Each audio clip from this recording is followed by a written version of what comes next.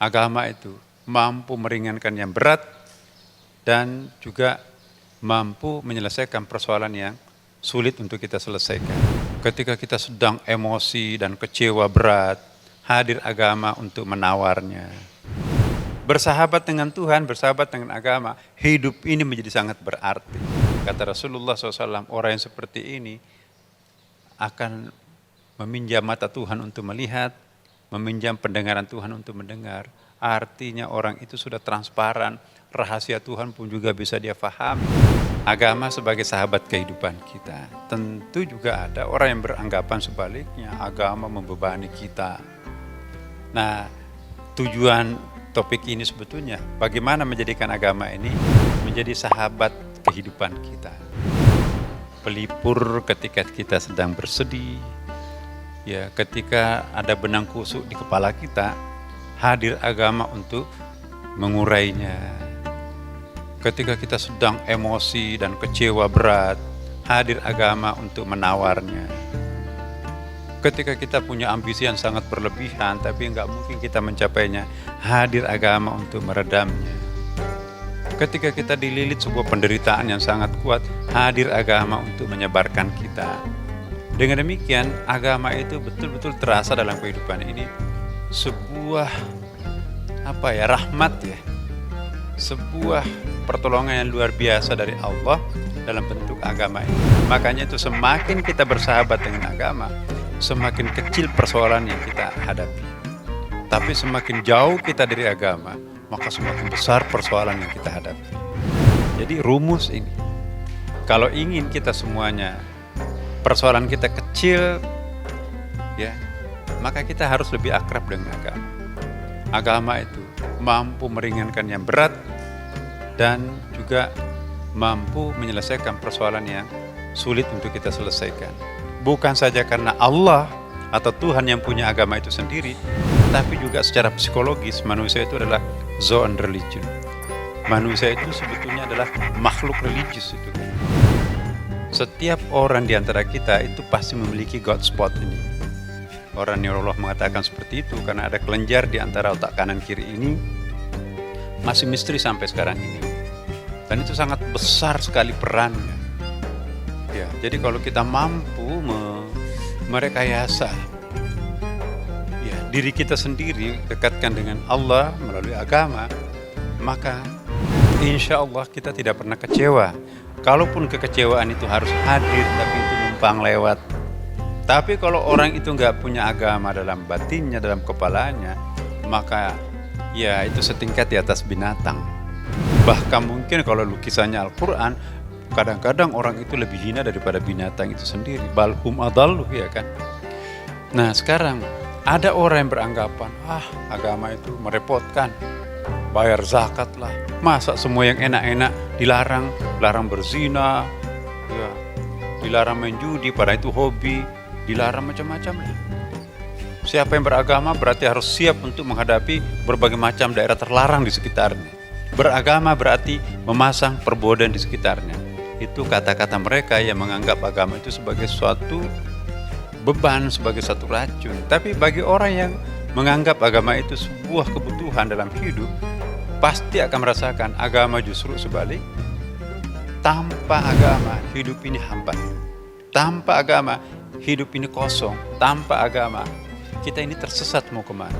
Tapi kalau orang yang memegang teguh agamanya, hidupnya selalu berarti. Pensiun pun juga sudah masih sangat berarti. Enak, alhamdulillah, menjalani masa pensiun ini. Ada waktu untuk baca Quran, ada waktu mengikuti majelis taklim, ada waktu untuk membaca buku-buku, ada waktu untuk bersilaturahim. Nikmat sekali masa-masa akhir hayatnya orang-orang yang punya agama itu.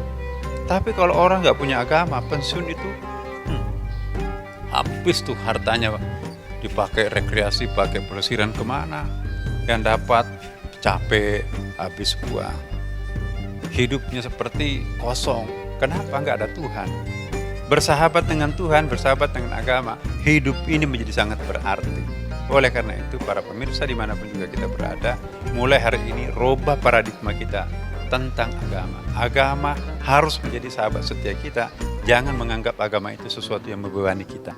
bergaul dengan agama, memang kadang-kadang kita merasa itu agama itu memberatkan, agama itu membebani, agama itu enak-enaknya tidur, bangun sholat subuh. Sholat subuh, iya.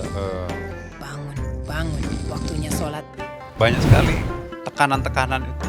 Tapi begitu orang jatuh cinta terhadap agama, kewajiban itu nggak terasa wajib, tapi terasa enjoyable, sesuatu yang sangat dinikmati. Ya.